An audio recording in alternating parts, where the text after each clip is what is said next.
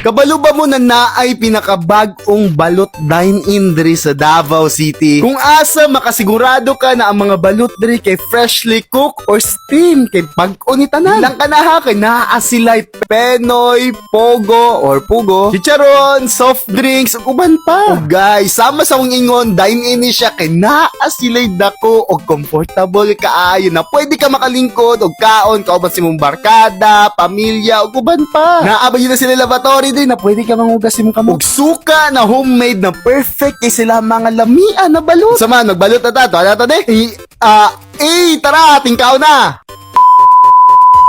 Mauni ang Camps Balut Tambayan na located diri sa Garcia Heights, Circumferential Road, Bahada, Davao City. Naalang mismo kilid sa kalsada guys. Dalira kay makita kay hayag kay ni sila o guys, dine-in ni sila.